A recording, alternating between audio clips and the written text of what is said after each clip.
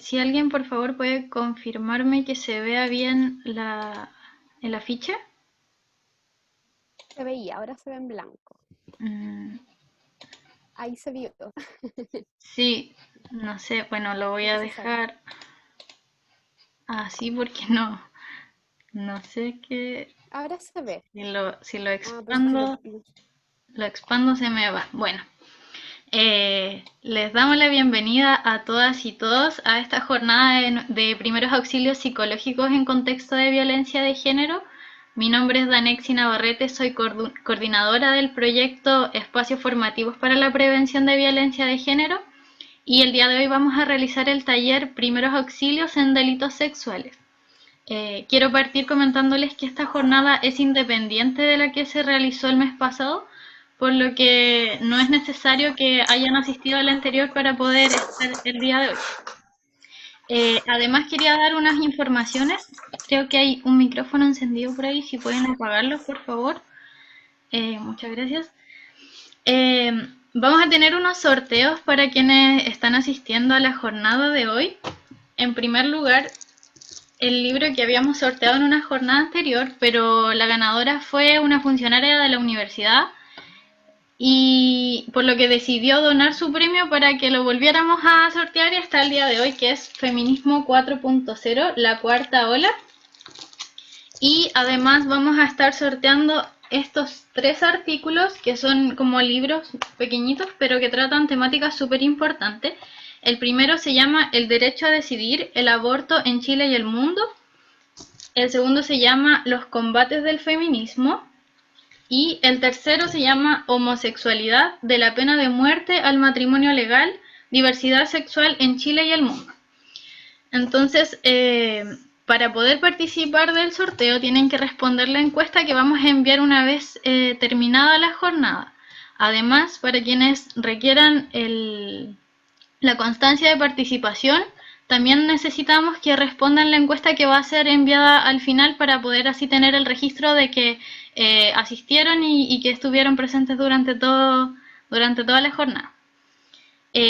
Bueno, en el día de hoy nos va a impartir este taller la Defensoría de la Mujer, que es una fundación que tiene por finalidad contribuir a la erradicación de toda forma de violencia contra las mujeres.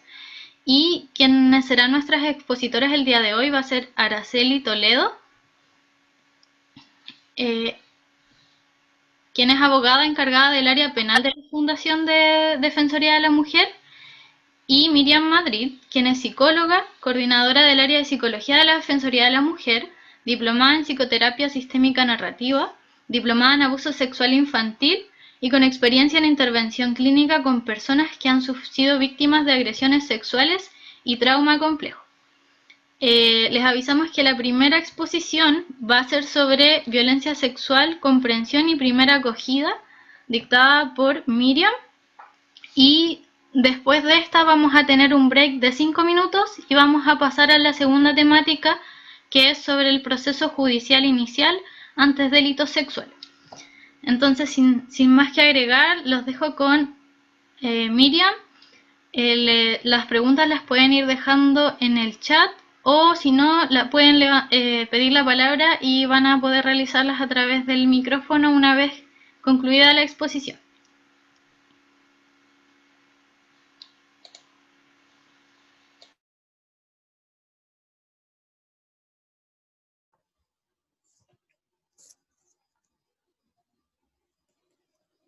Muchas gracias, Daneski, por la presentación y también por la invitación a la Defensoría de la Mujer de poder estar en este día, en este espacio, contribuyendo también todas juntas. No sé si hay hombres también entre los y las participantes, pero si es que los hay, por favor, me avisan. Sí, hay mujeres y hombres inscritos y participantes. Ya. Mujeres y hombres. Oigan, bueno, yo, como bien decía la Daneski, me llamo Miriam, soy psicóloga de la Defensoría de la Mujer y hoy día vamos a estar hablando en el fondo, como intentar comprender un poco el fenómeno de la violencia sexual. y al dar algunas luces respecto a la primera acogida cuando uno recibe un relato o una historia de agresión sexual por parte de otra persona. Este es un tema que no es menor, es un tema intenso, es complejo y puede resonar en varias personas dependiendo de la historia personal que cada uno tenga.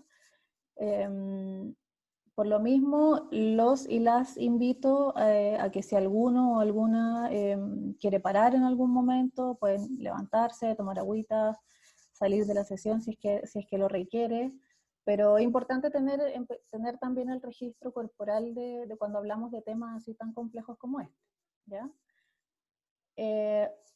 Se nos solicitó también que pudiéramos hacer referencia en particular a la población infanto-juvenil en términos de violencia sexual, así que la presentación se va a organizar en esa línea, en el fondo adultez y también infancia y adolescencia. ¿Ya? Fran, gracias. El recorrido de la presentación básicamente son dos temas grandes. El primero es la comprensión del fenómeno de las agresiones sexuales. Vamos a definir un poquitito el concepto, hablar de la diferencia de género que existe, cuáles son las fases de la agresión sexual y finalmente el daño asociado a esta experiencia. Y después vamos a hablar un poco de la develación, del proceso de la develación y la primera acogida. Y ojalá que nos dé el tiempo, pero para cerrar con una pequeña actividad que traje hoy día preparada para ustedes. Entonces, en primer lugar, para comprender, dale nomás, para comprender el proceso en el fondo, el fenómeno de la violencia sexual, es importante conocer, creo yo, qué elementos culturales y de género cruzan el fenómeno de la violencia sexual. Entonces, desde ahí me voy a situar desde algunas autoras que a mí me gustan y que creo que consideran aspectos importantes respecto a este tema. La primera es la Catherine McKinnon. Ella señala que la propia construcción de la sexualidad en hombres y en mujeres lleva implícita una estructura de poder, que se traduce en las violencias de las relaciones sexuales heteropatriarcales, ¿no? Y desde ahí ella señala que es necesaria una transformación política para poder alcanzar una sexualidad igualitaria real, ¿ya? Por otra parte, Rita Laura Segato desexualiza la violación y hace énfasis en que la violencia sexual tiene relación con el uso de poder y la agresión, pero que no está ligada al sexo necesariamente, ¿ya? Ahí entonces para los hombres, por ejemplo, la violación es un mandato que cumple varios objetivos. En primer lugar, funciona como un castigo para evitar que la mujer se escape de su lugar, y en ese sentido la violación se constituye como un acto disciplinador y vengador que restaura el orden social y la estructura de género finalmente. Entonces desde ahí el violador no es solo un violador, sino que además es un moralizador, ¿no? En segundo lugar tiene un efecto, vamos muy rápido, Fran. En segundo lugar tiene un efecto de agresión hacia otro hombre que ha cuestionado el poder y la virilidad del agresor, llevando a este último a apropiarse del cuerpo femenino y lograr restaurar así el poder que le ha sido cuestionado. Y por último es un signo de virilidad, al asegurarse un lugar entre los hombres. Para la Rita Laura Segato, el fenómeno de la agresión sexual se estructura por elementos socioculturales, ¿ya? Subyacentes que lo transforman en un mandato de una masculinidad fragilizada por el mismo patriarcado, ¿no? Entonces ahí podríamos preguntarnos qué pasa, por ejemplo, cuando alguien no cumple con los estereotipos que les han sido asignados al género al que pertenece, por ejemplo. Donde el agresor cree que cumple la ley y ese mandato como sociocultural, ¿no? Por último, Virginie Despentes incorpora la corporalidad en el fenómeno de la violencia sexual y propone una mirada de la violación como una forma de control de los cuerpos de las mujeres, ¿no? Que las mantiene subordinadas y en el espacio privado, que es justamente donde más ocurre el fenómeno de la violencia sexual. Ahora, si pensamos en población infanto-juvenil, hay muchos autores que han conceptualizado el fenómeno de las agresiones sexuales A mi gusto, la definición de Caroline Sinclair aúna varias de estas definiciones. Ella señala que la agresión sexual infanto-juvenil es un proceso relacional de abuso de poder por parte de un adulto que involucra progresivamente a una niña o a un niño en interacciones de carácter sexual que no corresponden a su edad ni a la cualidad de la relación adulto-niño. Dada su etapa evolutiva, el niño o la niña no logra comprender las reales implicancias de estas conductas y por tanto no puede dar un real consentimiento. Por el contrario, estas son impuestas por el adulto para satisfacer sus propias necesidades. En esta definición hay muchos elementos importantes, por eso los dejé subrayados ahí en negrita. Desde esta perspectiva, el fenómeno de la agresión sexual infantil se manifiesta en el ámbito de la sexualidad, pero no se trata de un problema en el ámbito de la sexualidad, sino de dinámicas de poder y de traición. Y en este sentido hay varios elementos, como por ejemplo, pensar que la violencia sexual en niños y niñas se instala de manera progresiva, y donde la confusión es un aspecto muy relevante de este fenómeno. En el fondo, no comprender qué es lo que está pasando, ¿cierto? Y en este sentido, una interacción sexual entre una niña, niño y un adulto nunca va a ser consentida. Esto es súper importante y siempre va a ser responsabilidad del adulto. Y acá podríamos decir también que el impacto de la víctima se relaciona mucho más con el abuso de confianza, de poder, el abuso de los límites, ¿no? Más que con lo sexual en sí.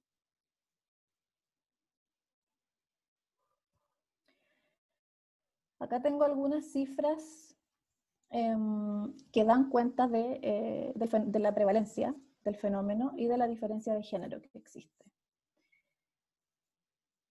El abuso sexual infantil tiene una prevalencia mundial total del 13%, donde para las niñas es el 19% y para los niños es el 7%. En este cuadro que yo les puse acá, se habla un poco de la prevalencia de las agresiones sexuales, dependiendo si el agresor es conocido o desconocido para la víctima. Se van a dar cuenta que la mayor parte del porcentaje de los casos se encuentra concentrado en cuando los agresores son conocidos de la víctima o cuando son familiares, ¿ya? Y acá el fenómeno de la cifra negra es un fenómeno que en general en las agresiones sexuales muy alto, es muy abismante la cifra de personas que en el fondo no están diciendo y no están acudiendo a ninguna red y que no están develando en el fondo esta situación. Entonces se estima, por ejemplo, que en casos donde la agresión es por parte de un familiar, de una figura familiar de la víctima, la cifra negra es del 1 a 12. Esto quiere decir que por una persona que devela, por una persona que dice que ha sido víctima, hay 12 personas que no han dicho, que no lo han podido decir.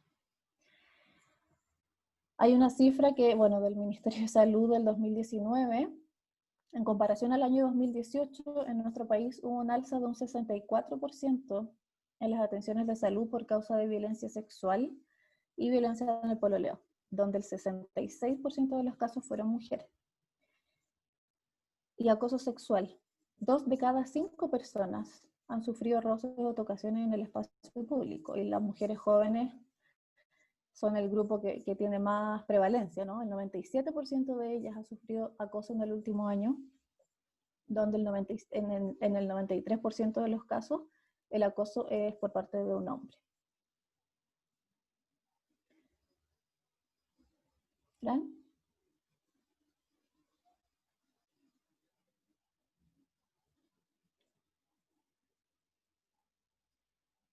Al tiro que está teniendo un poquito de complicaciones PPT.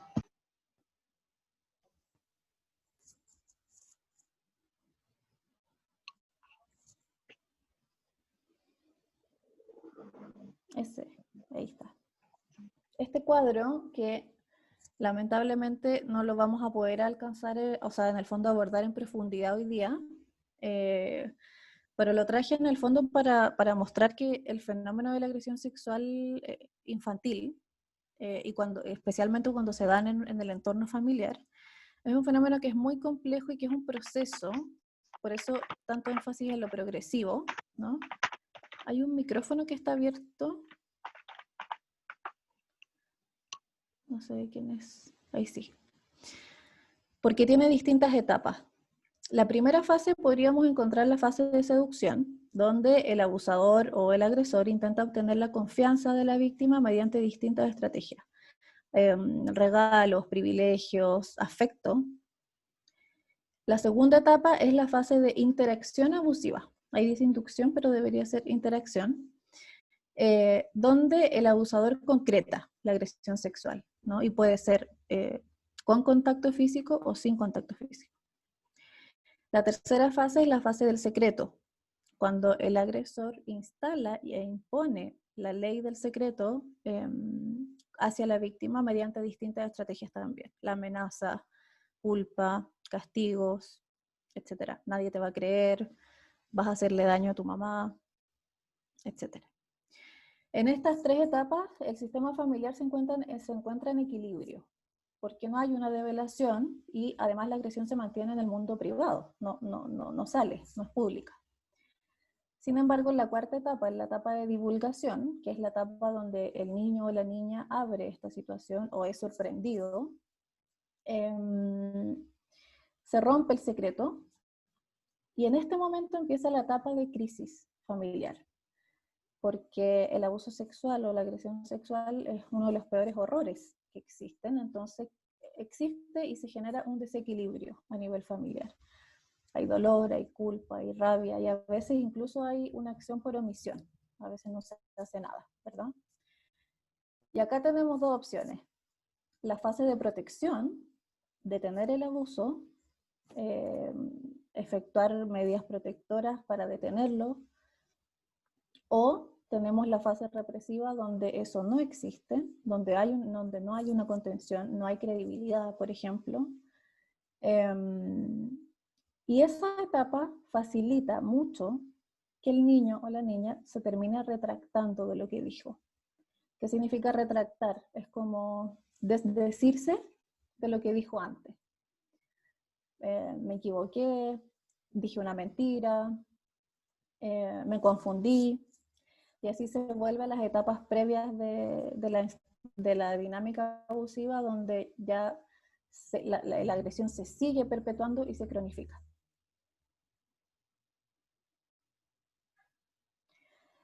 En este esquema que es propuesto por Rabassola y otras autoras,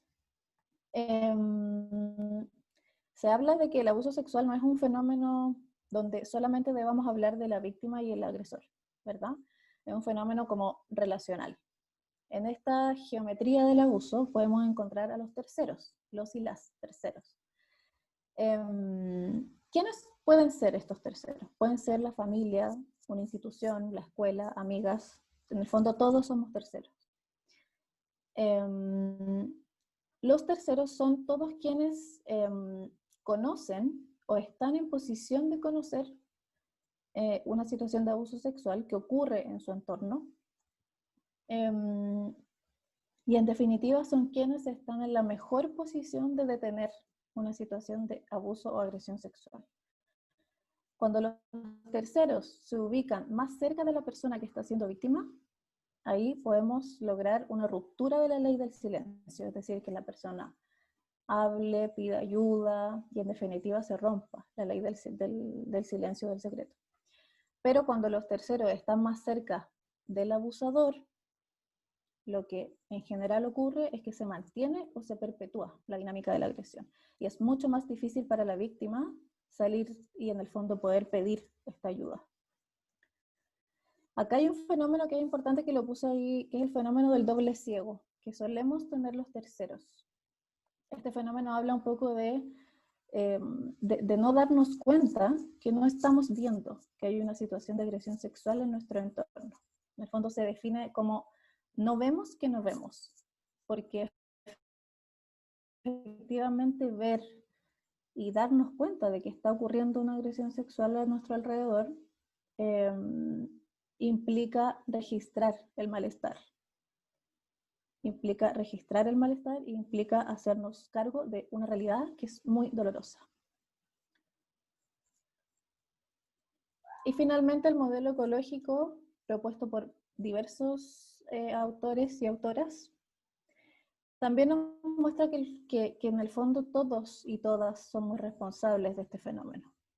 A nivel individual es súper fácil ver las conductas, por ejemplo, que presenta una persona que está siendo víctima de una situación como esta. Hay cambio en la autoestima, uno pudiera ver sintomatología que se activa, etc. A nivel relacional, ¿cuáles cosas que aumentan, por ejemplo, el riesgo de que ocurra una agresión sexual? Cuando hay una escasa disponibilidad de redes, una escasa disponibilidad de figuras de contención y de protección. Violencia de género, por ejemplo. A nivel comunitario, es súper importante pensar en cómo la falta de apoyo social finalmente termina aislando a la víctima y finalmente la deja justamente sin redes, ¿no? E incluso pensar en instituciones que reproducen valores propios de esta cultura patriarcal.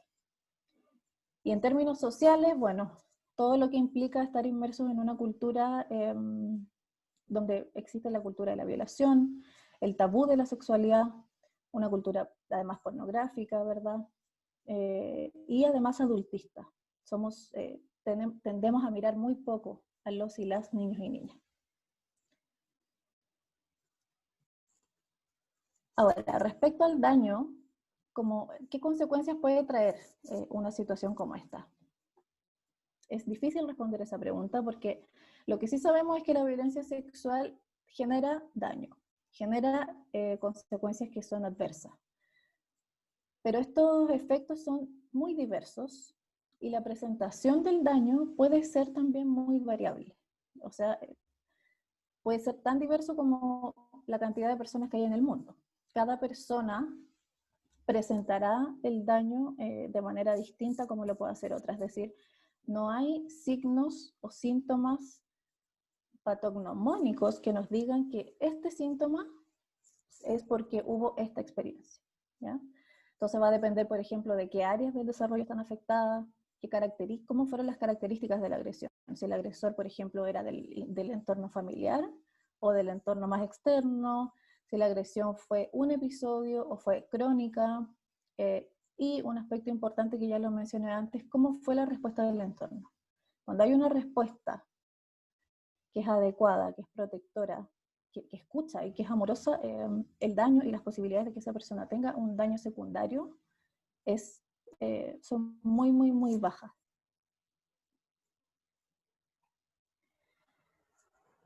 Ahora, harto se habla del trauma, que estas vivencias generan trauma, como la típica frase que estoy traumada, que se utiliza tanto a veces mal. El trauma es, en el fondo, uno podría considerar una vivencia como traumática cuando es una experiencia que irrumpe en el ser humano, que no es tolerable, que es tan intensa que la estructura del ser humano, la estructura mental y psíquica, muchas veces no puede tolerar y no puede integrar al funcionamiento habitual. Entonces acá lo que genera una experiencia traumática es que rompe la estructura psíquica del ser humano, generando, por ejemplo, alteración severa en la psicosexualidad, alteraciones vinculares como dependencia, por ejemplo, o afectividad extrema, y una disociación traumática, que es un mecanismo de defensa muy habitual cuando hay situaciones traumáticas. La disociación traumática tiene que ver con que como persona no puedo acceder a ciertos recuerdos, a ciertos momentos, a ciertas etapas de mi vida, y se presenta en general, por ejemplo, con lagunas mentales y con sensaciones corporales que a veces no puedo integrar a ninguna experiencia, ¿ya? Entonces como se genera un poco este desequilibrio entre lo que estoy sintiendo y lo que no recuerdo que pasó, ¿ya? Y eso es muy habitual. Y por último, contarles en resumen, lo que este autor propone también respecto a las principales consecuencias del trauma. Las consecuencias traumáticas pueden ser hacia afuera, es decir, expresar lo que me está pasando, por ejemplo, estar muy inquieto, tener dificultades para dormir, estar hiperalerta a todo lo que está pasando, tener sintomatología ansiosa, y eso tiene que ver con una reexperimentación del trauma. O sea, estoy volviendo a sentirme como me sentí en ese entonces. Estoy volviendo, por ejemplo, a tener flashbacks, que son estas imágenes que de repente llegan a mi memoria sin yo querer que sea así. Y llegan con sensación corporal, con sintomatología, etc. Y también las consecuencias pueden ser hacia adentro, es decir, sin esta expresión corporal, con la anestesia emocional, con la evitación, con la planación efectiva, la depresión, por ejemplo, estaría dentro de estas consecuencias. Y por último, un mecanismo adaptativo, que también es una forma de muy normal que tienen las personas que han sido víctimas de este tipo de situaciones, de salir de esta prisión, ¿no? Es acomodarse a esta situación de abuso sexual. Hay algunos autores que hablan del síndrome de acomodación, y tiene que ver con que la persona termina acomodándose al abuso al no tener ninguna posibilidad de escapar. Entonces funciona como un mecanismo adaptativo, ¿no? No tengo a quién contarlo, no puedo contarlo, y entonces, por ejemplo, la ley del silencio se perpetúa y la participación de la víctima empieza a ocurrir en la dinámica abusiva. La víctima empieza a participar activamente de la dinámica abusiva. Y eso no es porque que uno escucha mucho estos comentarios, bueno, ¿te gustó? ¿Por qué no dijiste antes? Y simplemente se trata de un mecanismo adaptativo mediante el cual la víctima no puede hacer otra cosa, más que acomodarse a esa situación para evitar el dolor que le genera que sea el otro quien lo haga.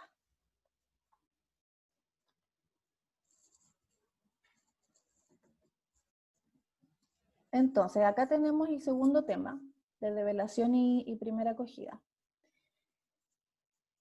El proceso de develación, a mí me gusta, y en el fondo hay que entenderlo como un proceso. Con la develación, no es correcto pensar en la develación como un momento, como un hecho. Hay que pensar la develación como un proceso, que es cuando un tercero toma conocimiento de la agresión, ¿ya? Es el momento en el que se rompe el secreto, requiere muchísima valentía, ya que requiere romper la dinámica abusiva instalada, ¿ya? Hay distintos tipos de develación. Ahora no vamos a entrar en el detalle, pero en el fondo esto se refiere a que la develación no siempre va a ser provocada por la persona que está viviendo esto. No siempre la persona que está viviendo lo va a decir. En niños y niñas, por ejemplo, lo que ocurre también frecuentemente es que la develación es circunstancial mediante, no sé, por ejemplo, la niña asistió a un taller y a partir de ese taller en el colegio recordó algo o tuvo la necesidad de decir algo. Entonces hay ciertos elementos que van gatillando, incluso, por ejemplo, mediante preguntas por parte del mundo adulto, ¿te pasó algo? ¿Qué te hicieron? ¿Te notó distinto? A raíz de eso, los niños y las niñas pueden develar a veces más fácilmente, pero no siempre. Acá un dato muy interesante y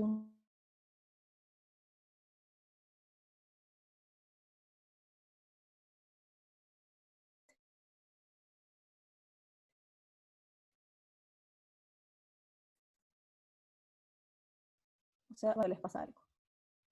Pero eso no es así.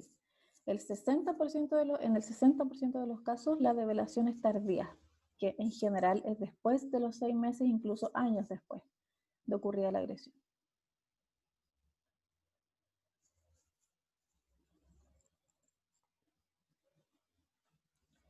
Ahora, este esquema que les voy a presentar es un modelo que preparamos en la Defensoría, junto a otra psicóloga que también trabaja ahí, la Bea. Y en realidad lo hicimos pensando en una situación de crisis. No necesariamente es específico para situaciones de agresión sexual, sino que puede ser utilizado para otros momentos de crisis. Y imaginemos que hay una persona, por ejemplo, que está contándonos un relato, ¿qué hago? ¿ya? El primer momento es la detección. Lo más importante es identificar cómo está sintiéndose y cómo yo estoy viendo a la otra persona, ¿ya?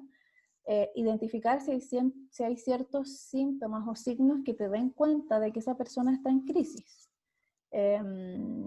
Hipervigilancia, se está moviendo mucho, está muy exaltado, me está diciendo cosas que no quiere vivir, que no quiere existir, o sea, y en el fondo es el punto 2, asegurar, lo más importante es asegurar la integridad física de la persona que tengo al frente. Está con algún objeto en la mano, estamos al lado en el metro, estamos al lado de la vía del metro, no tengo idea. Como en el fondo cosas súper concretas que el fin máximo es resguardar la integridad física y por supuesto crear un ambiente de respeto y de confianza. En segundo lugar, la fase de escucha y contención. Establecer un contacto visual, lo más posible que sea, ¿no? Y llamarle por el nombre siempre. Escuchar activamente, no estar pendiente de otros estímulos. Y lo que hacemos harto también es ir devolviendo con frases simples, por ejemplo, sí, te estoy escuchando, me doy cuenta que estás un poco angustiada. Sí, te estoy escuchando bien, me doy cuenta que te sientes angustiada. En el fondo ir devolviendo a la otra persona para que esa otra persona sepa que yo estoy ahí entera, disponible. Validar emociones. Está bien que te sientas así, no exigir una manera adecuada de sentirse, no te angusties, por ejemplo, no te sientas así. Esos son errores clásicos que solemos decir cuando uno se empieza como a angustiar con esa situación. Ya, pero no tengas tanta pena. No. El esfuerzo y la valentía que requiere estar ahí diciendo lo que te está diciendo y valorar las acciones previas que hizo esa persona para pedir ayuda o para salir de ahí. Y si es que no las hizo, valorar eso también, por algo habrá sido, y este es el momento. En tercer lugar, analizar y visualizar cuáles son las redes de apoyo, ¿no? Establecer algún contacto con alguna red familiar o de amigos, sabes que esta persona me contó esto, ojo, y realizar denuncias, si es que es posible, si es que esa persona lo quiere, y si es que es mayor de edad o menor de edad, dependiendo del caso, y derivación a redes de asistencia de salud mental. Y por último, el acompañamiento y el seguimiento. Esto significa evaluar, por ejemplo, si la persona necesita algún psicólogo, poder ofrecerlo, hablar de esa alternativa, asegurarnos de que esa persona está un poco más tranquila después de que hablamos con esa persona, evaluar si es que hay elementos de riesgo que podrían implicar, por ejemplo, una nueva situación de crisis que se active, y garantizar la autonomía, o sea, en el fondo estar seguros y seguras de que esa persona, si yo la dejo sola, va a poder hacer todo lo que conversamos en esa ocasión.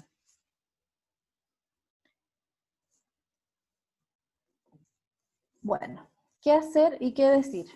Esto es un resumen, la verdad. Este momento, cuando alguien te devela algo, es un momento privilegiado, porque no siempre ocurre poco, y si te lo cuenta y si estás ahí tú es por algo. Entonces exige responder de manera respetuosa y comprometida. Mantener una actitud de acogida y de escucha. Intenta no estar pendiente de otros estímulos, por ejemplo. Tienes que estar ahí. Evita preguntar demasiados detalles, y esto es importante. A veces, como seres humanos, tenemos el impulso de ¿y qué pasó? ¿Y cuándo pasó? ¿Y por qué te hizo eso? ¿Y qué te hizo realmente? Ya, pero te hizo esto. Evita eso. Escucha de una manera comprometida, sin hacer tantas preguntas. Saber tú, como persona que estás escuchando, saber que este es un proceso que es complejo y que a lo mejor va a requerir ayuda también hacia ti que estás escuchando, porque te puede resonar con algo que te pasó a ti también. Entonces ser conscientes de que estas cosas no pasan así como colados. A veces hay que escuchar un poco lo que está pasando en el cuerpo cuando uno escucha estas situaciones. Estar en un espacio cómodo y seguro, como ya lo decía, tener en cuenta que fue a ti a quien escogió para decirte aquello. Y esto en general lo pongo siempre como no grabar ni sacar fotos a heridas o marcas, porque en general este es un momento que requiere de otras habilidades más emocionales, más que probatorias. Y por último, ¿qué no hacer o decir? No manifestar tu propia angustia. Ay, qué pena lo que me estás contando, ay, qué terrible, me da nervios escucharte. No hacer eso. Intentemos reprimir esas cosas, en ese momento al menos. No juzgar por no haber contado antes. No criticar a todas las personas del entorno, incluso a la figura agresora. Enfócate en la persona que tienes al frente y cómo se siente. No creerle a la persona. Pedir mantener el secreto es algo que no se hace. Mira, sabes que mejor no le contemos a nadie, dejémoslo entre nosotras dos.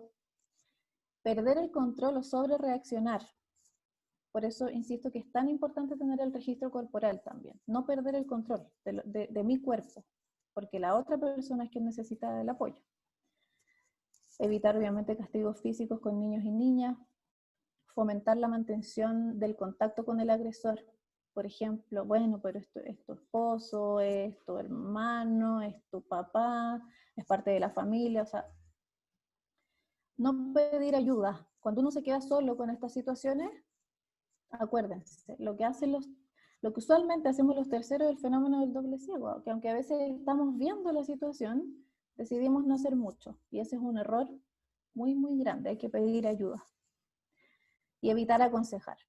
Cada persona sabrá cómo maneja lo que está sintiendo. Eso. No sé si tenemos tiempo para una pequeña, no sé si actividad, pero pequeña dinámica, Daneski, dime tú. Sí, todavía quedaban unos minutos de exposición, así que podemos tomarnos unos. Ya. Súper. Igual es cortita.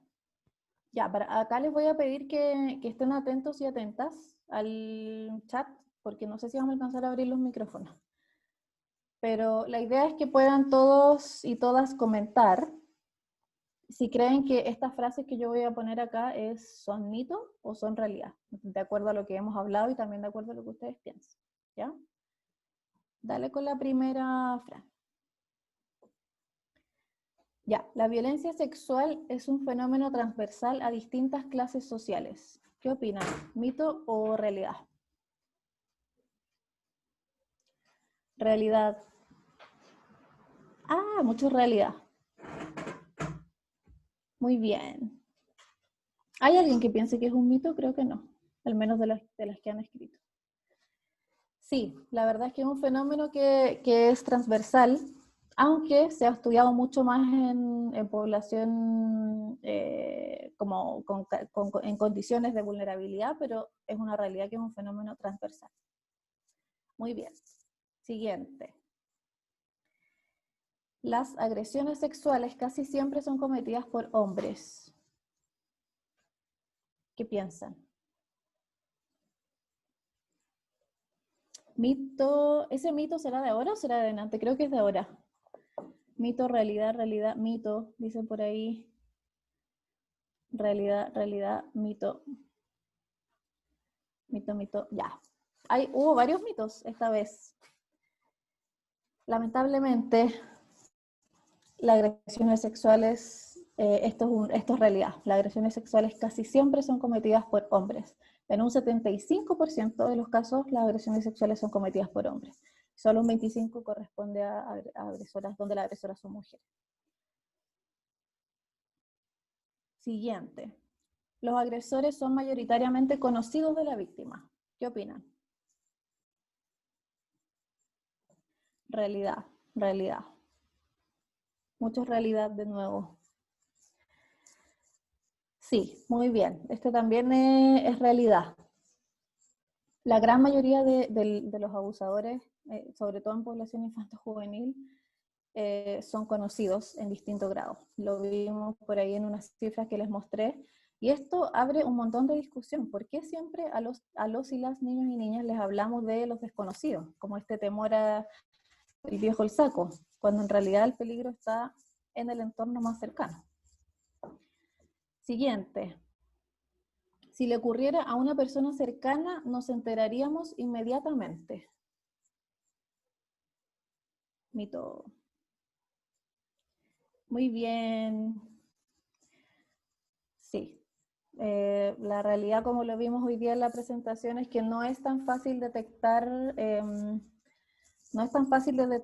este fenómeno, y tampoco de develar, porque las dinámicas de silenciamiento son muy poderosas y además, por todo lo que genera en términos emocionales y psíquicos, el fenómeno de la agresión sexual.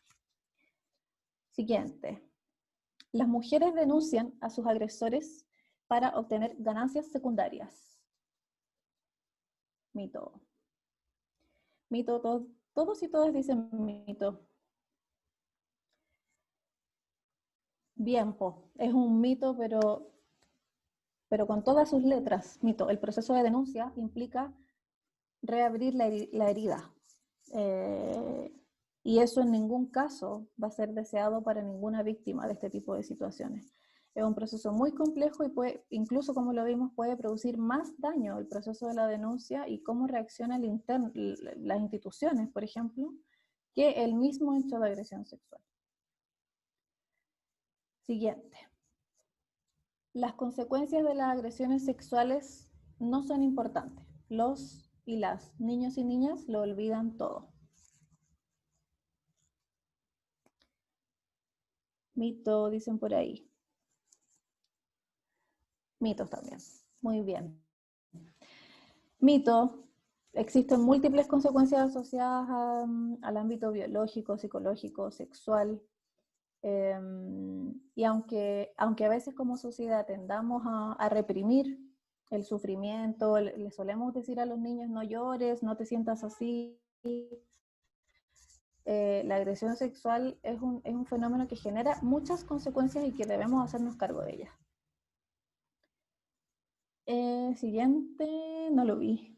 Los niños que han sido abusados sexualmente serán homosexuales. ¿Mito? Mito. Muy bien. Mito, un gran mito de las agresiones sexuales. Un mito horrible, además. No existe ningún estudio que correlacione la existencia de la agresión sexual con orientación sexual de las personas. Así que mito absolutamente. Y por último, las agresiones sexuales pueden ser evitadas según la conducta de las mujeres. Mito. Algunos mitos con mayúscula. Muy bien. La culpa nunca es de la víctima y nunca es de las mujeres. Siempre la responsabilidad es del agresor.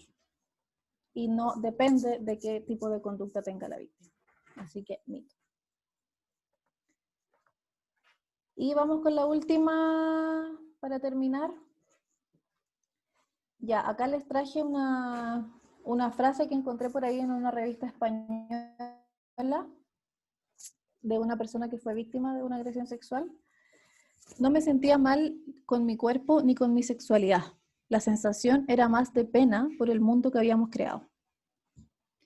Acá respecto a todo lo que conversamos respecto a la responsabilidad que tenemos también como sociedad en este fenómeno. No podemos pensar el abuso sexual como víctima-agresor, ¿verdad? Y por último, les dejo como regalito, les comparto esta frase que fue parte de una investigación que hice hace un tiempo, de una niña de 11 años que había terminado su proceso de terapia después de haber sido víctima de una agresión sexual. En todo este proceso me enseñaron a volar y al final aprendí. Ahora voy a planear mi vuelo y voy a volar como un pajarito con toda mi familia. El fenómeno de la agresión sexual es potente, es doloroso, es difícil muchas veces, pero implica también un proceso de resiliencia y de sanación muy potente o más potente también. Así que por eso les puse también esta imagen de que a veces esa carretilla o ese peso se hace tanto más liviano cuando hay otros y otras que acompañen desde el cariño, desde el amor y desde la no culpabilización al final. Eso.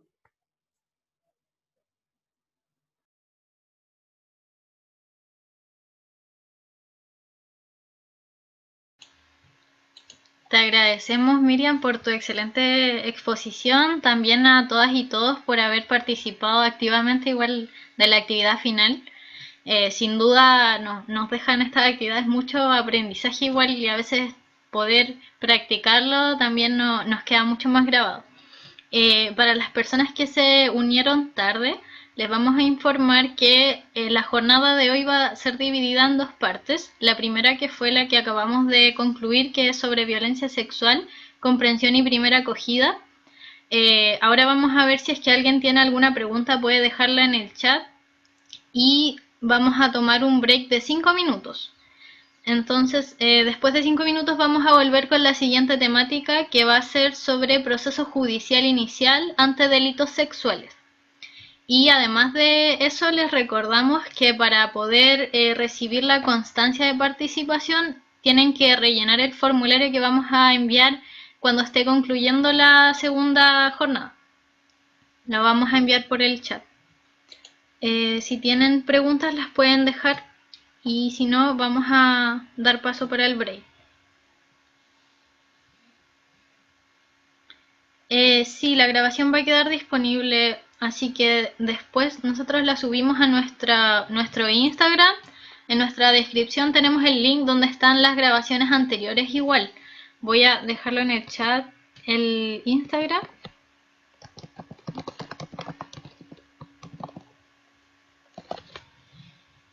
Y ahí pueden acceder a las anteriores y esta grabación durante los próximos días la vamos a estar subiendo igual. Bueno, si no hay dudas, vamos a pasar al break. Ah, no, aquí hay una duda. Dice, ¿la disociación se vive solo respecto a la agresión o también en la esfera de la sexualidad o puede trascender a otras experiencias? Buena pregunta. No necesariamente puede estar en relación a la agresión sexual. En general, la disociación es un mecanismo de defensa que se puede presentar en diversas situaciones, pero se habla de disociación traumática cuando la disociación se presenta frente a un evento que es poco tolerable para el ser humano. Y ese evento, sin duda, puede ser una agresión sexual, pero también puede ser otro evento.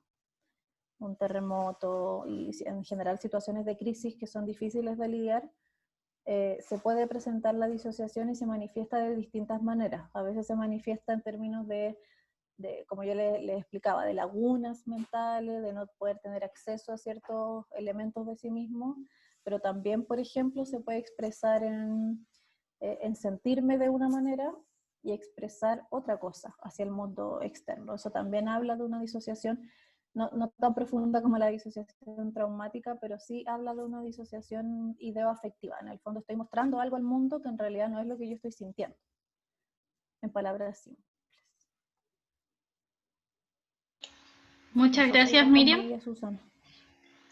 Disculpa, Sí. es que es sobre la pregunta, Miriam, pero la disociación es a partir del evento traumático, ¿no? Que puede ser de distinta índole, pero en el fondo es sobre ese evento, no es sobre otros eventos, en el fondo, que no sean traumáticos, ¿no? No estoy segura si estoy entendiendo, pero sí, o sea, en el fondo cuando existe la vivencia de agresión sexual es en torno a ese evento. Ahora, como yo lo dije en la exposición, el daño puede ser que esté asociado no al acto de la agresión sexual, sino, por ejemplo, a todo lo que ocurrió después, a la develación. Y la develación, por ejemplo, también puede ser un momento que genera esta disociación traumática. No necesariamente va a ser siempre la agresión sexual. Entiendo. Muchas gracias. La siguiente pregunta dice, ¿qué podría hacer uno frente a una víctima que se niega a lo sucedido? Me refiero a alguien que no quiera reconocer el abuso. A ver, la voy a leer de nuevo. ¿Qué podría hacer uno frente a una víctima que se niega a lo sucedido? Me refiero a alguien que, difícil. Yo, siendo súper honesta, creo que cada persona tiene su tiempo también. Si esa persona no puede verlo, porque no es que no quiera, o sea, en el fondo tiene que ver con una incapacidad también psíquica de poder enfrentarse a lo doloroso que implica eso, ¿no? Reconocer eso. Entonces creo también que nos toca nomás a todos los terceros ser respetuosos con los tiempos y con la vivencia de la persona que tenemos al frente. Y confiar también en que esa persona en algún momento va a tener los recursos y va a poder hacerlo. Y estar ahí, acompañar a esa persona. Yo creo que eso es lo principal, o sea, hacernos parte también de ese círculo cercano que constante para esa persona. Eso diría yo.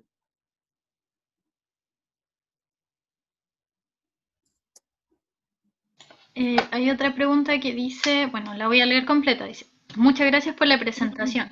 Con respecto a lo mencionado en la última parte, si bien también creo que la mayoría de las agresiones sexuales son efectuadas por hombres, ¿se podría inferir que existe un porcentaje de niñas y niños o igualmente personas mayores que no denuncian a mujeres debido a que estas son sus madres, tías u otras figuras de autoridad?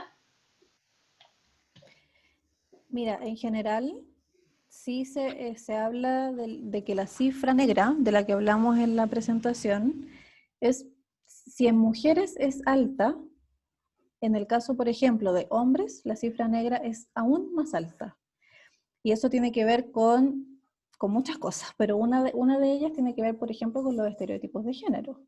A los hombres, por ejemplo, se les tolera poco cierto tipo de conducta, y los hombres en general tienen menos posibilidad y capacidad en términos sociales y afectivas de poder develar, por ejemplo, que han sido víctimas de una situación de transgresión sexual, ya sea por otro hombre o por una mujer. Y eso es real, ya eso es un dato que es bien brutal. En el caso de hombres, la cifra negra es muy, muy elevada, más que en el caso de mujeres. Y no sé si la cifra negra, ahí lo tendríamos que revisar, pero en el caso de mujeres, cuando las agresoras son mujeres, les puedo decir que en general corresponden a figuras de cuidado, por ejemplo, nanas, tías, etc. Pero cuando la figura agresora es una mujer, no hay tanta diferencia en términos de la cifra negra. La cifra negra tiene una diferencia significativa cuando la víctima es hombre o mujer, independientemente del género del agresor. Y la última pregunta dice, ¿qué sucede con la develación tardía a partir de un tiempo prolongado, por ejemplo, después de 10 o 15 años? Que ahí me perdí. ¿Qué sucede en términos de qué, Flor? Quizás sí podría explicarnos. Porque en general lo que sucede es que la develación es tardía, y no porque sea más tardía, quiere decir que el daño es menos o que el impacto de la víctima, por ejemplo, de ese tipo de situaciones sea menor. Al contrario, puede ser que el impacto y el daño sean aún más intensos y profundos, y que por eso en el fondo la develación demora tanto también. Y el impacto de la develación, ahí lo escribiste, va a depender siempre de la reacción que tenga el entorno. Si esa reacción es una reacción contenedora y adecuada a lo que necesita esa persona, no hay ningún tipo de diferencia en términos de develación tardía o inmediata. Muchas gracias por tus respuestas. Ahora vamos a pasar al break y vamos a retomar con el próximo tema a las 7:01. Así que volvemos en 5 minutos. Pueden prepararse un tecito o algo. Nos vemos.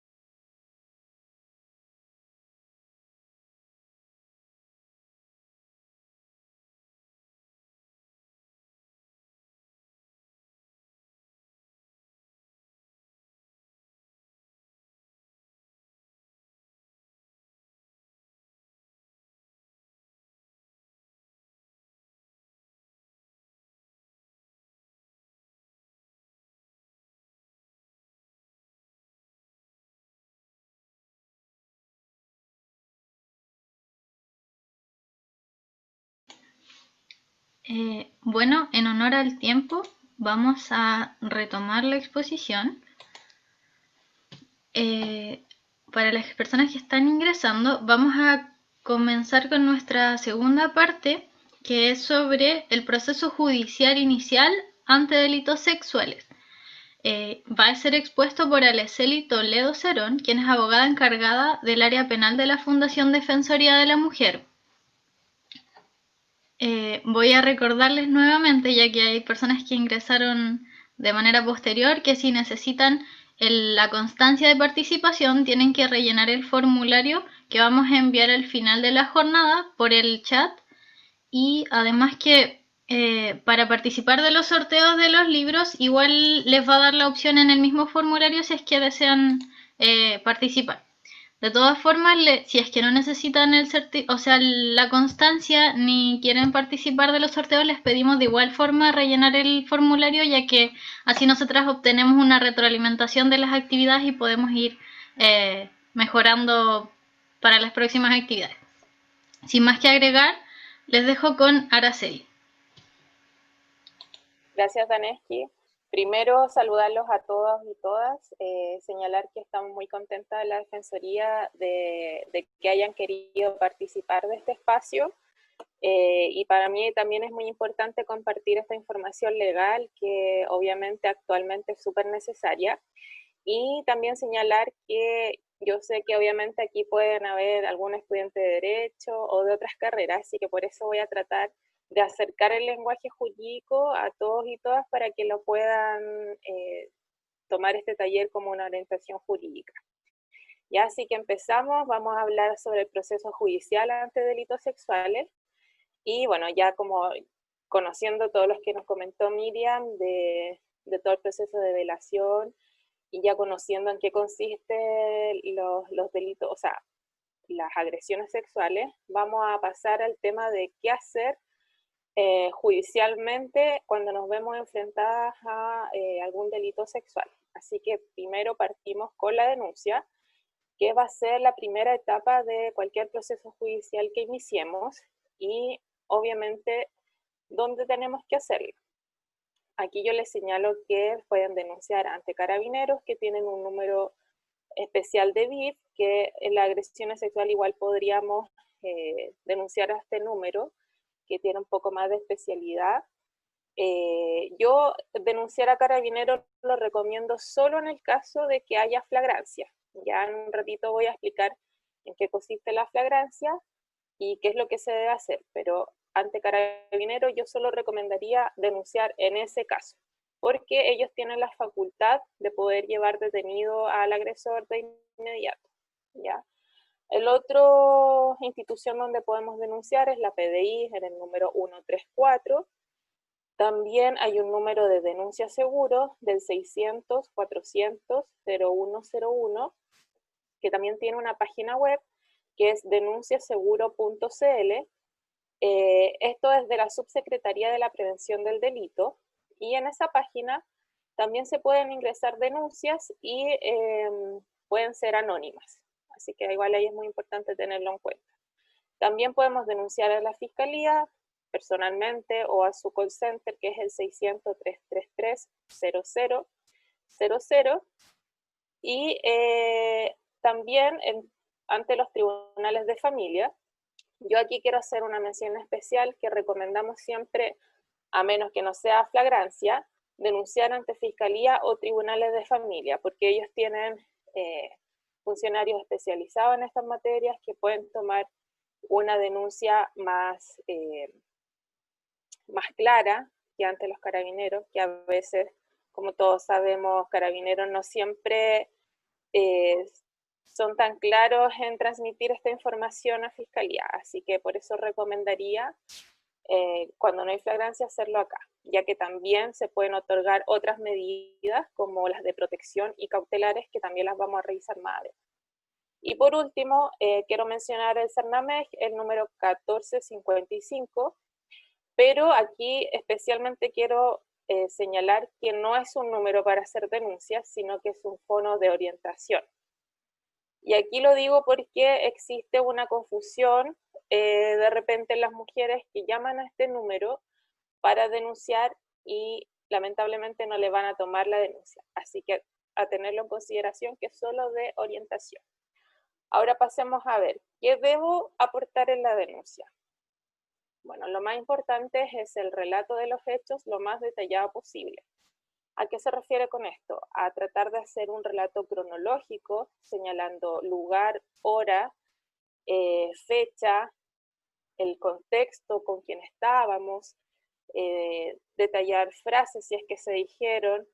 Eso es muy importante, ya que nos va a permitir posteriormente probar esos hechos relatados en la investigación, ¿ya?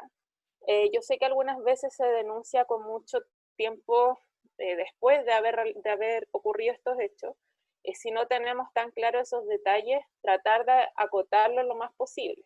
Por ejemplo, mencionar el mes y el año. Ya eso sería una forma de si no nos acordamos exacto el día, o la hora, no sé, mencionar durante la noche o durante la tarde, si no nos acordamos de la hora. Pero siempre tratar de detallar eso para que nos pueda ayudar posteriormente a la investigación. También la declaración voluntaria de la víctima, exigirla en el caso de que no la quieran tomar, ya que ahí se debe firmar un documento de declaración. Solicitar medidas cautelares o de protección, si es que es necesario. Más adelante les voy a comentar cómo hacer eso. Solicitar y exigir el certificado de constatación de lesiones.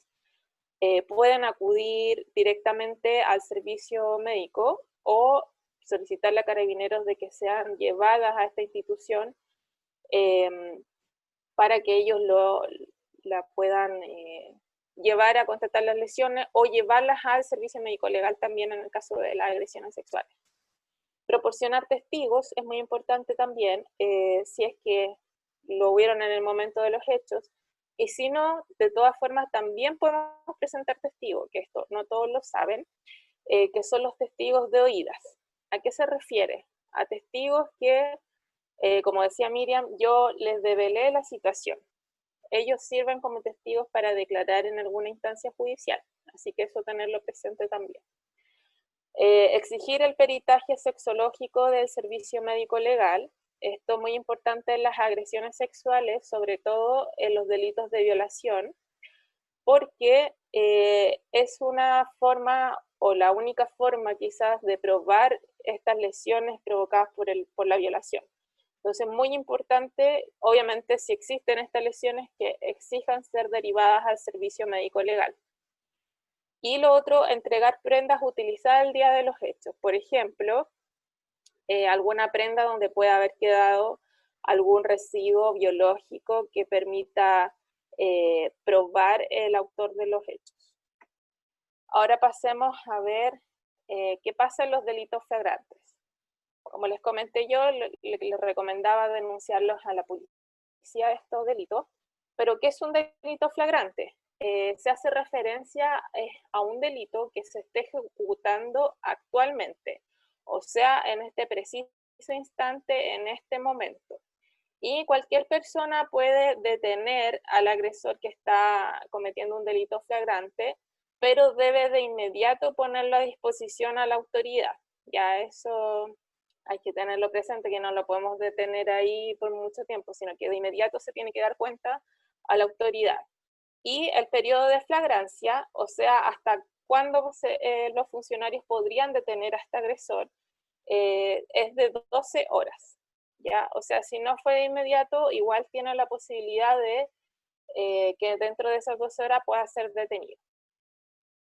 Ahora, cuando se detecte que al interior de un recinto cerrado se estén cometiendo actos de violencia intrafamiliar o de delitos sexuales, o que existan llamadas de auxilio, Carabineros y la PDI tienen la facultad de ingresar al inmueble con el propósito de prestarle ayuda a las víctimas.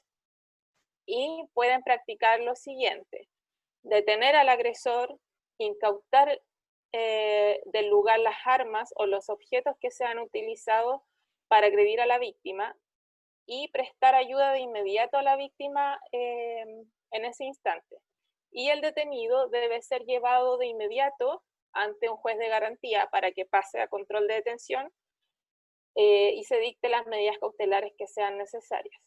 aquí tener presente igual que el periodo máximo que puede estar detenida una persona son 24 horas. Luego de eso, sí o sí, tiene que un tribunal controlar esa detención. Entonces ahí será el tribunal quien determine si amplía o no la detención por más tiempo. Ahora pasemos a revisar las medidas provisorias a favor de las víctimas. Estas medidas tienen como objetivo velar por la seguridad de la sociedad y de la víctima. Y también tienen las cautelares en especial como objetivo asegurar la investigación. Primero veamos las medidas de protección. Estas las puede otorgar la Fiscalía y los tribunales de familia. Aquí quiero hacer presente que existe de repente un poco de confusión en estas medidas, porque muchas veces a mí me ha pasado que me dicen, no, que voy a pedir una prohibición de acercamiento a la Fiscalía, pero eso no lo pueden otorgar ellos, porque esa es una medida cautelar y solo la entregan los tribunales, ¿ya? Así que eso tenerlo en cuenta. Ahora, ¿qué medidas de protección puede otorgar la Fiscalía? Atención URAVIT, que es una unidad de atención a víctimas y testigos, que todas las fiscalías tienen esa unidad.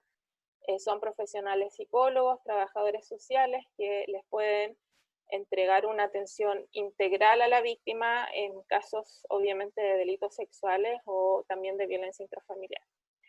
Otras medidas de protección puede ser que le entreguen un celular temporal, que le entreguen alarmas de ruido, que las ubiquen en alguna casa de acogida, esto ya en casos más graves, reforzar la seguridad del domicilio donde vivan, cambio temporal o definitivo de domicilio. Aquí es muy importante mencionar esta medida que es poco conocida en general por la sociedad, que tiene que ver con que la Fiscalía puede arrendar una propiedad, por ejemplo, en otra ciudad, para ubicar a las víctimas. Ya eso es importante saberlo porque en casos complejos o en casos de delitos de que tienen una condena alta y que la víctima está en riesgo, puede solicitar una de estas medidas. ¿Ya? También le pueden entregar contacto telefónico prioritario de la policía y rondas policiales periódicas. Las rondas policiales periódicas son las más comunes. Es la medida de protección más común, que consta de que Carabineros se va a dar una vuelta al domicilio de la víctima todos los días. Ahora, en la práctica, obviamente, me imagino que todos saben que policía no tiene tantos funcionarios para efectuar esto, porque hay mucha gente mujeres sobre todo, que tienen estas protecciones. Entonces, la práctica no se da que vayan todos los días, sino que van a veces una vez a la semana. Pero en teoría uno podría exigir el cumplimiento de esto. Ahora pasemos a ver las medidas cautelares. Como les dije, estas las pueden solo otorgar los tribunales. Ya pueden ser los tribunales de familia o los juzgados de garantía. Aquí la Fiscalía también puede no decretarlas, pero sí solicitarlas al tribunal, fundamentando por qué son necesarias. Ya estas consisten principalmente en, como ya les adelanté, la prohibición del agresor de acercarse al domicilio, al trabajo, al lugar de estudios, la prohibición también de permanecer en el hogar común, o sea, lo pueden obligar a abandonar el domicilio, la prohibición de tener o portar armas, asegurar la entrega de pertenencias de la víctima. Esto también no es tan conocido y consiste en que la víctima puede solicitar al tribunal que le designe un día y una hora para acudir a buscar sus cosas con Carabineros, y así evitar este contacto con el agresor o con la familia, etc. Otra medida cautelar es la reserva de identidad de la denunciante cuando no es la víctima quien hace la denuncia. Y también pueden entregar medidas especiales de protección a adultos mayores o discapacitados. Ahora pasemos a revisar las medidas especiales frente a víctimas que son niños, niñas o adolescentes. Aparte de estas que ya nombré, pueden, en casos de niño, niña, adolescente, decretarse otras medidas. que están reguladas especialmente en el artículo 71 de la Ley 19.968. Estas medidas son especiales porque son solo a favores de menores de edad cuando se encuentren en alguna situación de peligro por diferentes motivos y que sus derechos estén actualmente siendo vulnerados. Por ejemplo, en casos de maltrato, en casos de abuso, en casos de explotación, de abandono, entre otros. Por lo mismo, se requiere que estos niños y adolescentes sean intervenidos de manera inmediata por un tribunal, de modo que el tribunal pueda velar y proteger su integridad física y psicológica.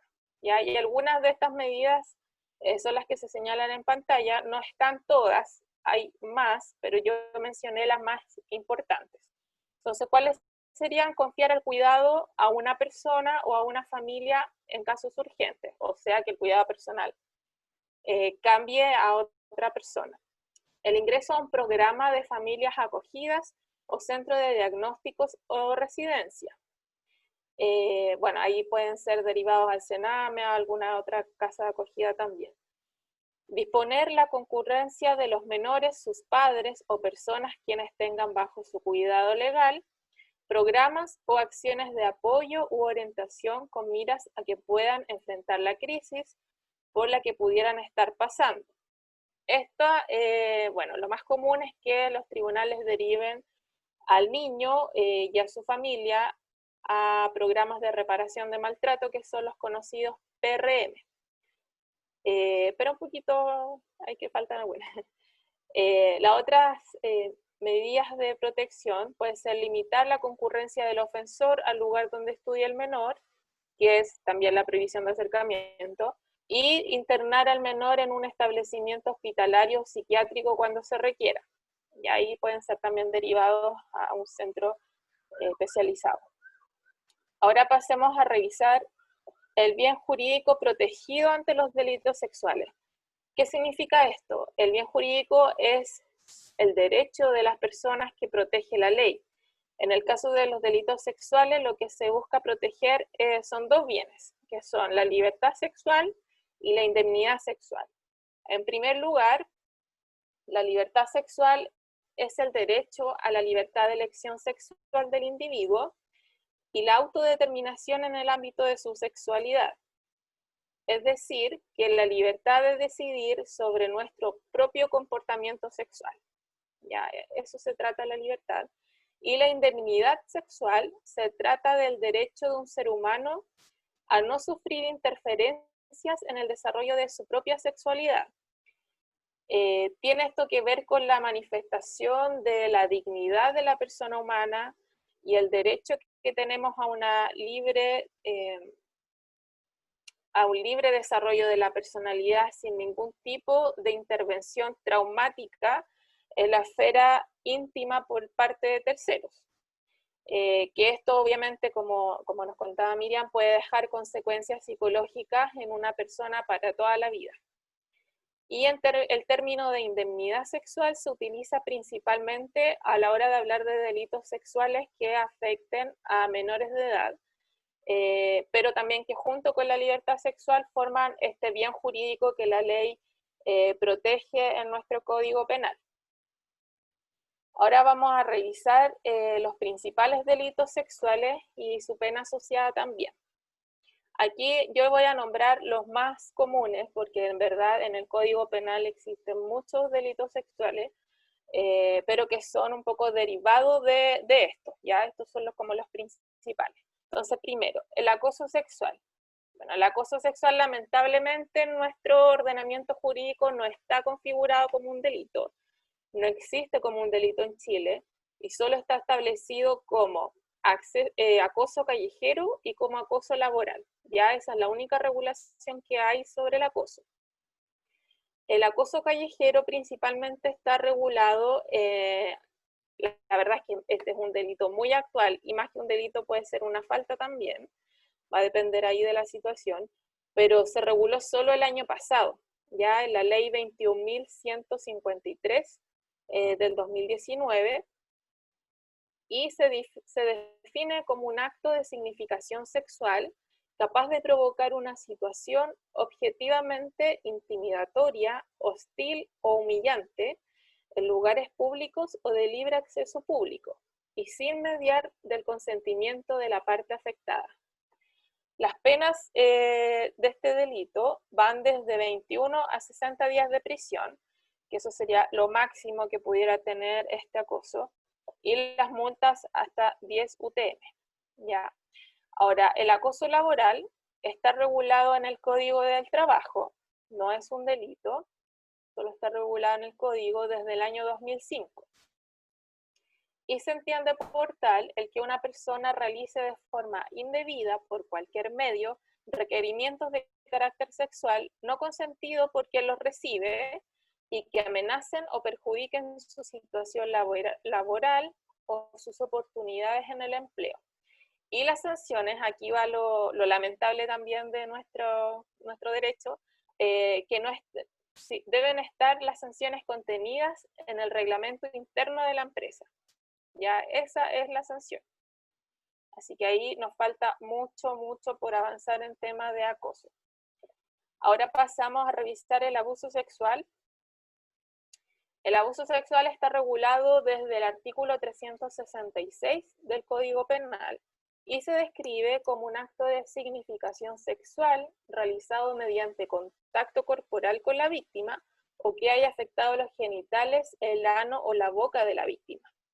Se puede clasificar en propio para mayores de 14 años y en impropio de menores de 14 años. Y la penalidad va a depender de la edad de la víctima y de las circunstancias también de cómo se cometió el delito. Ahora, en el caso que vemos acá de abuso sexual a menor de 14 años, también puede ser configurado cuando se procura la excitación sexual o le hiciera ver material pornográfico o presenciar espectáculos de ese carácter también. Y ahora pasemos en el caso de mayores de 14 años. Aquí se debe cumplir para que se configure este delito alguna de estas tres condiciones que les señalo acá.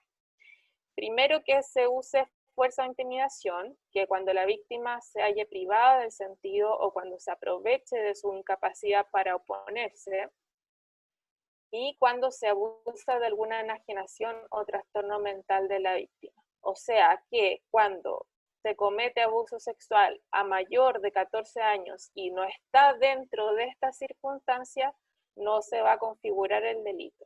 Ya eso tenerlo también claro, porque de repente, obviamente nosotras tenemos como considerado abuso sexual muchas otras circunstancias, pero que si no están contempladas aquí, lamentablemente en los tribunales no lo van a tomar como un delito. ¿Ya? Así que ahí también nos falta obviamente mucho que avanzar en la legislación.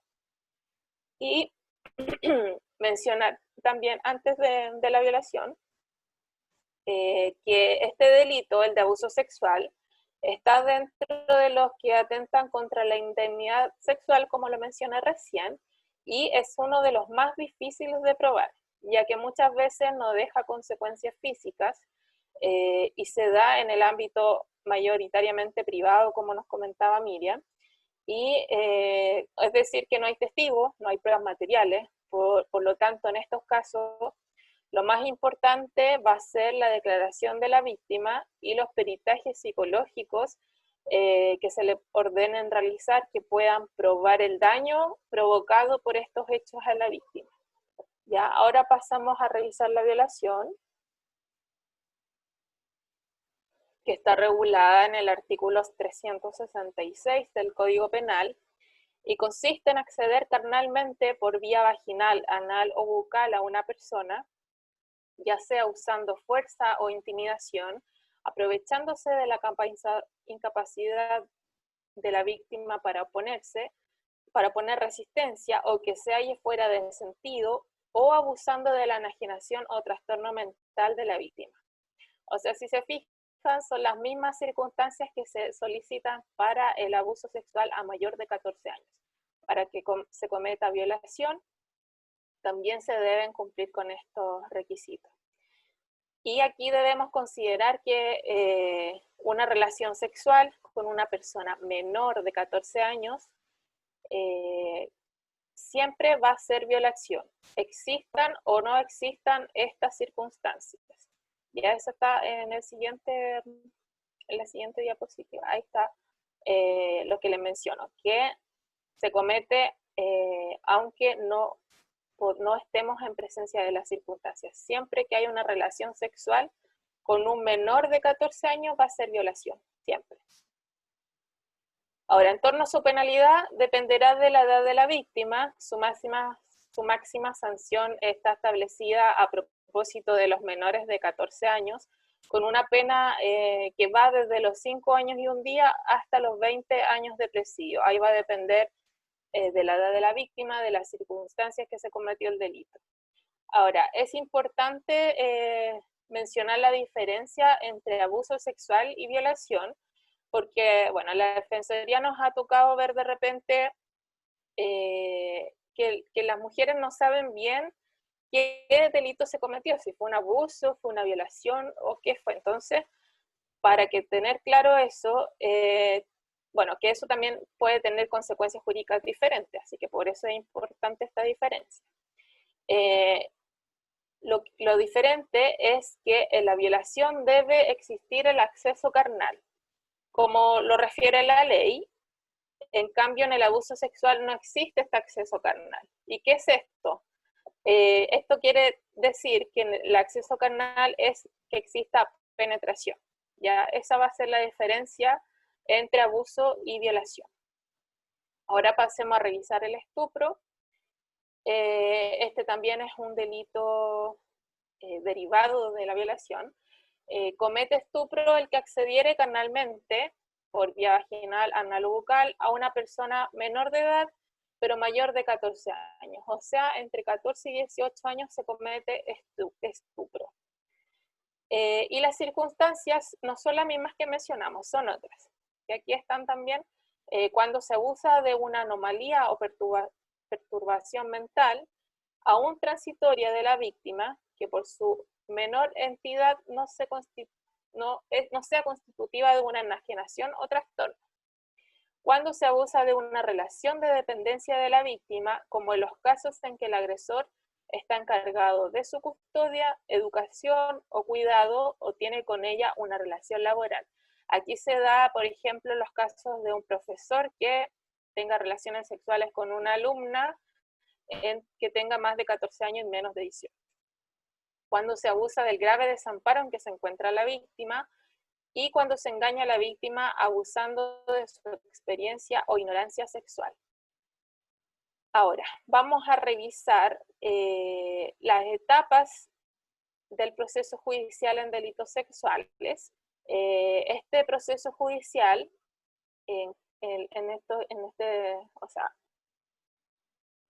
que sea específico en delitos sexuales, lo quiero contextualizar y un poco que lo vamos conociendo de forma general, porque es muy desconocido para las víctimas de delitos sexuales, ya que muchas veces no se van a atrever a acudir a la justicia y prefieren realizar quizás, no sé, una funa, o no contarlo, o no acudir a denunciar, ya que se sienten que no van a obtener nada de la justicia, que las instituciones no la van a respaldar. Por eso es importante repasar este proceso, y en el caso que nosotros igual necesitemos orientar a alguien que haya sido víctima de alguno de estos delitos, poder manifestarle cómo es el proceso, ¿ya?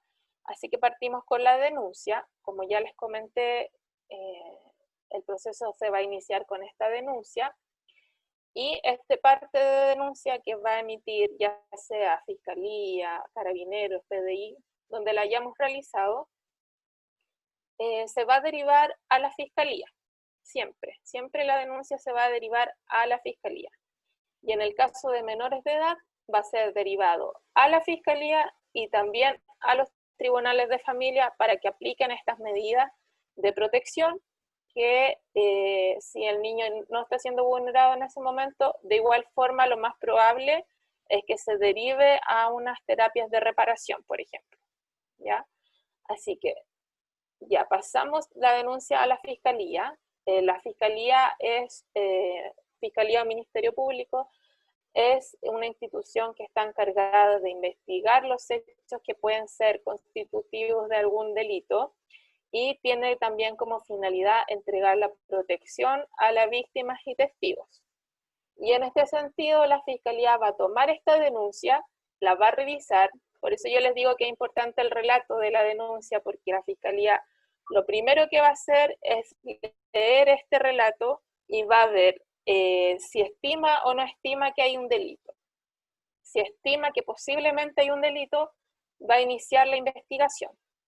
Y si estima que este relato que nosotras hicimos al denunciar no constituye un delito, no van a iniciar la investigación. Así que es muy importante el relato en la denuncia. Ya por eso se lo mencioné mucho. Ahora, se va a iniciar la investigación. ¿Y qué pasa acá?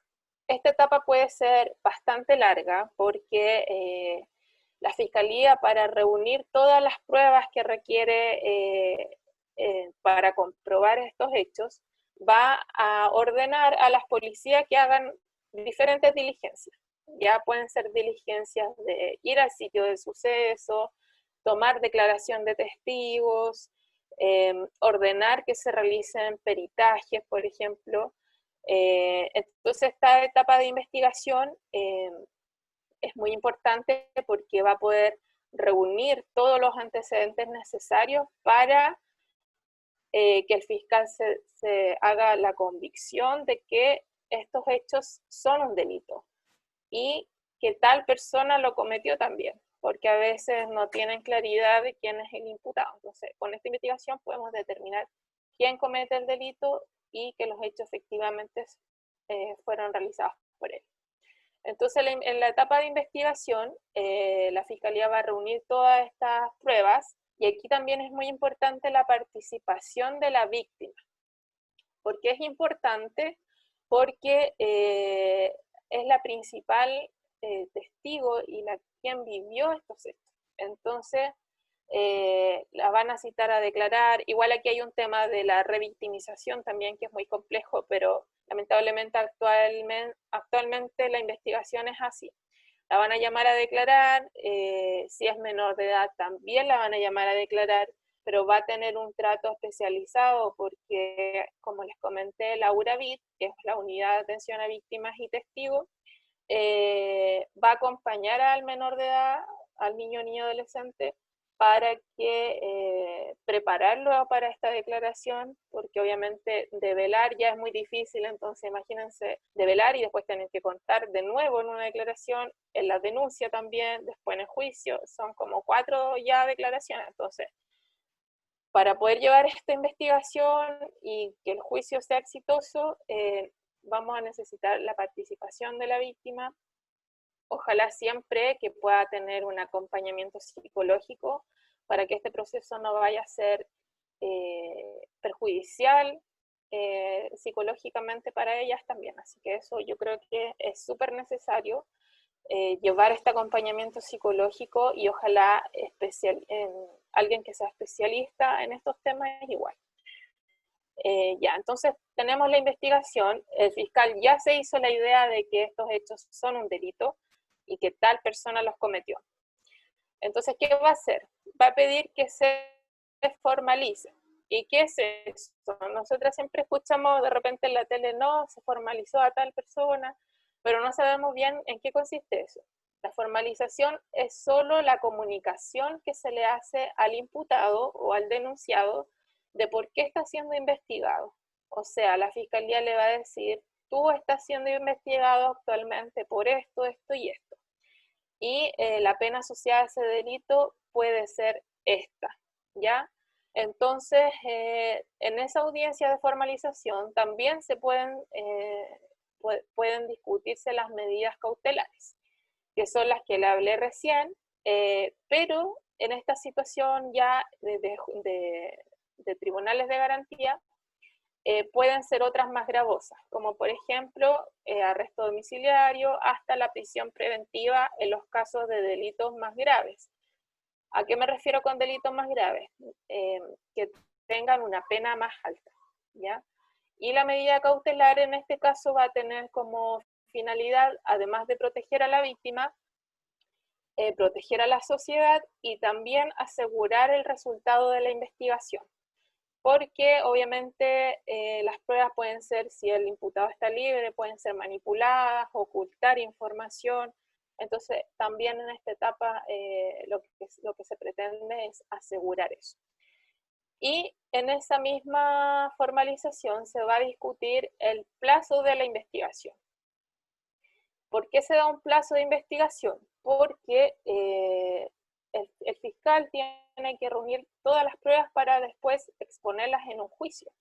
Entonces se va a dar este plazo que puede variar, pueden ser, no sé, 20 días, 30 días, 180 días, eso va a depender de la complejidad del delito.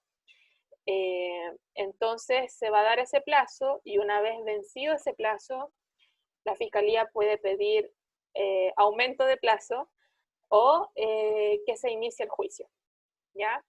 Ahora, antes del juicio, en algunos casos, no en todas las violencias sexuales puede existir la salida alternativa, pero sí en algunos, en los que tenga una penalidad de 3 años hacia abajo o menor, ¿ya? ¿En qué consiste esto? Que durante esta etapa de investigación, el fiscal le puede ofrecer al imputado una salida alternativa. ¿Y en qué consiste? Por lo general, la más común va a ser la suspensión condicional del procedimiento, que consiste en que el proceso se va a suspender por un tiempo, que por lo general es 1 año, pero el imputado tiene que cumplir con ciertas condiciones. ¿Y cuáles pueden ser esas condiciones? Por lo general, y las más comunes, es prohibición de acercamiento, que sea derivado de un tratamiento de control de impulso, un tratamiento de consumo problemático de drogas y alcohol, un tratamiento psiquiátrico, etc. Entonces, el imputado, una vez que cumpla ese año con las condiciones, la causa se va a cerrar. Ahora, ¿qué pasa si no cumple con las condiciones? Si acepta esta salida alternativa y no cumple con ella. ¿Qué va a pasar? Que estaría cometiendo otro delito que se llama desacato, y el desacato es el incumplir una medida cautelar decretada por un tribunal. En eso consiste el desacato. Entonces, va a cometer este delito, pero por otro lado, se va a abrir nuevamente la investigación por el delito principal. Entonces va a tener dos juicios que enfrentar, ¿ya? Ahora, hay casos que no se pueden ofrecer esta salida alternativa o que el imputado no las acepte, eso también puede pasar. Y ahí nos vamos al juicio. Entonces, ¿en qué consiste el juicio? Consiste en 2 etapas. En el juicio hay 2 audiencias, que es la preparatoria y la de juicio propiamente tal. En la preparatoria lo que va a pasar es que el fiscal y también el querellante, puede ser que la víctima también tiene obviamente la posibilidad de presentar una querella, y en ese sentido el querellante también puede presentar sus propias pruebas. Y la defensa también va a presentar sus pruebas y va a ser el juez quien observe estas pruebas, que observe estas declaraciones. Ahí ya va a ser la etapa en que los testigos van a tener que ir a declarar. Entonces, el juez observando todas estas pruebas, los alegatos de las partes, se va a formar una convicción de que si existe o no existió este delito. Y en la etapa de juicio propiamente tal, ahí es donde se van a revisar estas pruebas y finalmente el juez o los jueces van a dictar una sentencia. Y esta sentencia puede ser condenatoria o absolutoria. ¿Qué quiere decir? Que puede que los jueces no se convenzan con las pruebas que presentó la fiscalía y las partes y digan, no estoy seguro que haya cometido un delito, entonces lo vamos a absolver. Y también puede pasar que lo condenen. Entonces, si lo condenan es porque el juez se convenció de que existió este delito y va a dictar sentencia con la condena asociada, que ya puede ser privativa de libertad o puede ser alguna pena sustitutiva, que ahí también va a depender de cada caso si puede acceder o no a ese beneficio, que consiste más que nada en que se cumpla la misma pena pero en libertad, con algunas condiciones. Y esta sentencia, bueno, después se debe cumplir por el imputado, obviamente, ya sea de la forma que determine el tribunal. Y también en la sentencia se va a ordenar, en el caso de las violencias sexuales, que quede en un registro especial de condenados por violencia sexual, y existen otras penas accesorias, como por ejemplo que no pueda acceder a ningún trabajo de funcionario público, y obviamente todas las condenas van a quedar en el certificado antecedente de la persona. Así que esa es más o menos todo el proceso judicial. Y bueno, ojalá a que les haya quedado claro este proceso y que también puedan compartir esta información cuando se requiera, porque como les digo, quizás muchas veces las denuncias no se hacen por eso, por desconocimiento del proceso, por no confiar en la justicia, pero actualmente quizás no tenemos las mejores herramientas institucionales, pero sí podemos accionar. Así que eso, le agradezco la invitación y bueno, ahora no sé si pasamos a las preguntas. Daneski. Muchas gracias, Araceli, por tu exposición. Voy a leer las preguntas que se fueron haciendo durante la presentación.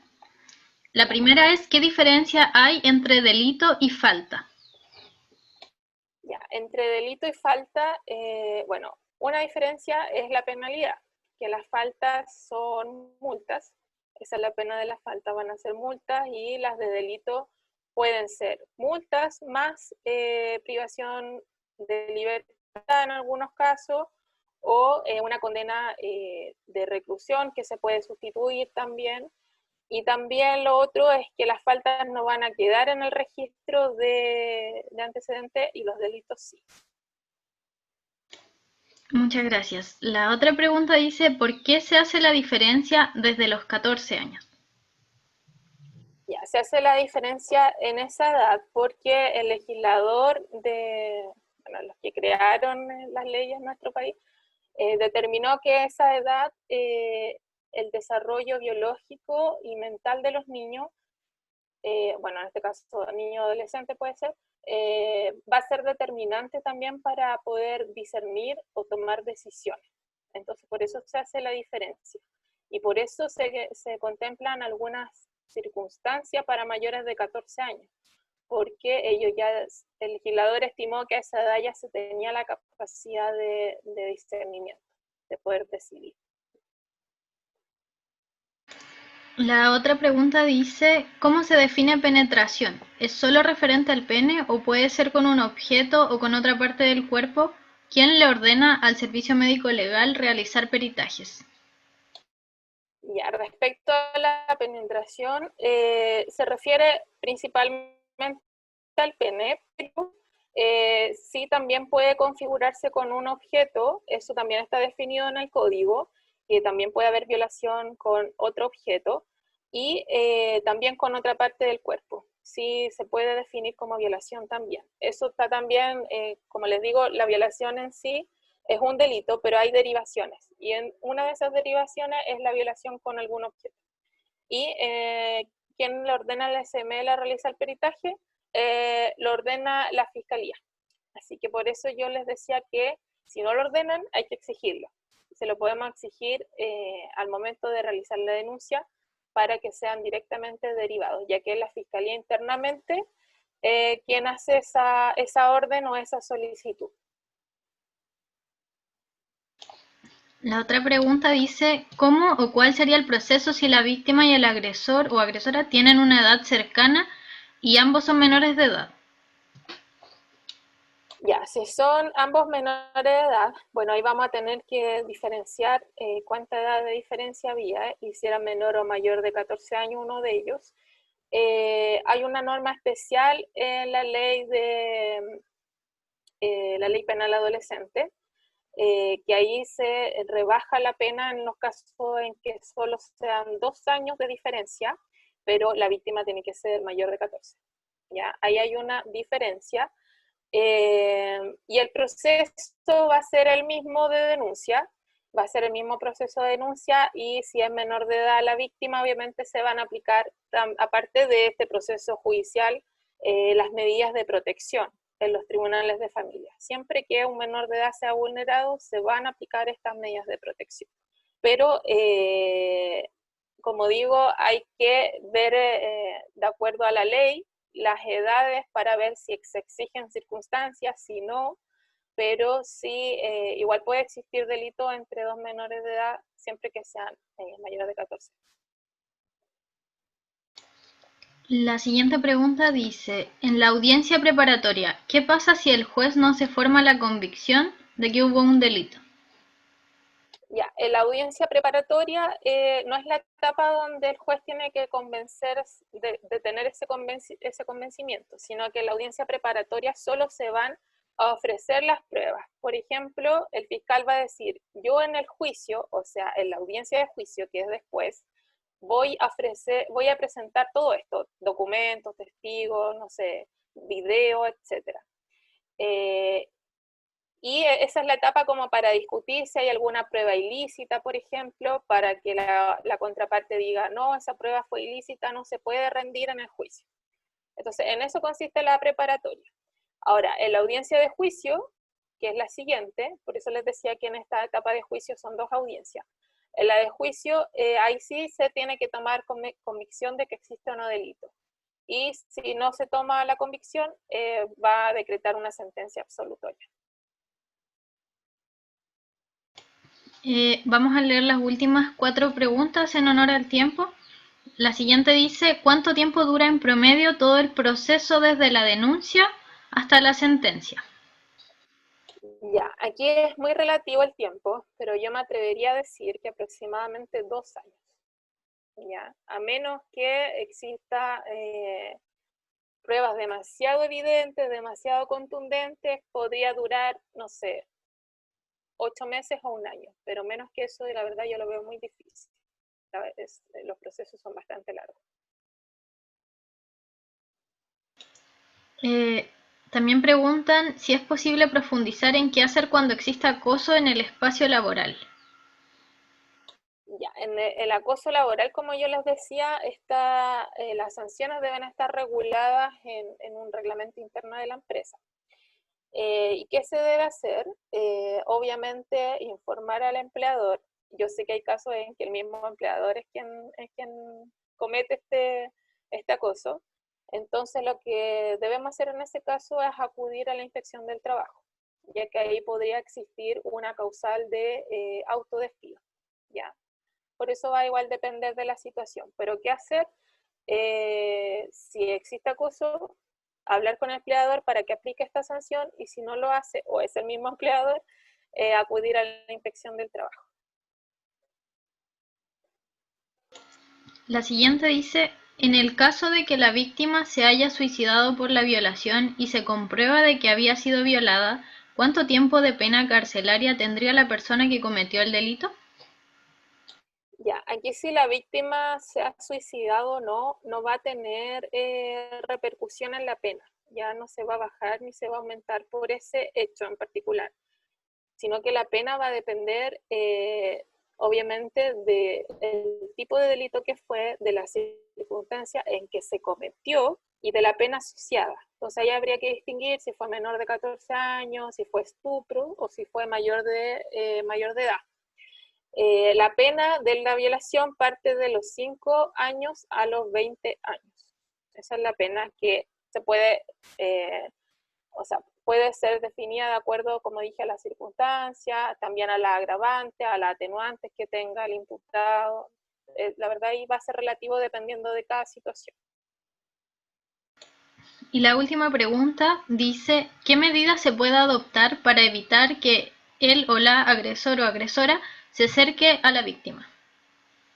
Ya, en este caso, lo que le comenté de las medidas cautelares, eso es lo que se podría hacer. O sea, acudir al tribunal, ya sea de familia o a la fiscalía, para que ellos le pidan al tribunal de garantía, o a través del abogado querellante puede ser también que se lo pida al tribunal una medida cautelar.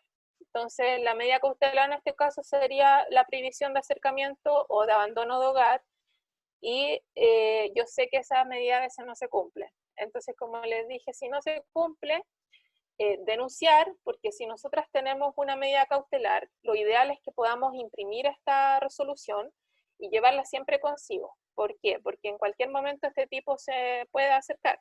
Entonces, ¿qué pasa si se acerca? Yo de inmediato llamo a Carabineros y solicito la detención. Entonces se lo llevan detenido por desacato y obviamente por la causa donde se decretó la medida cautelar.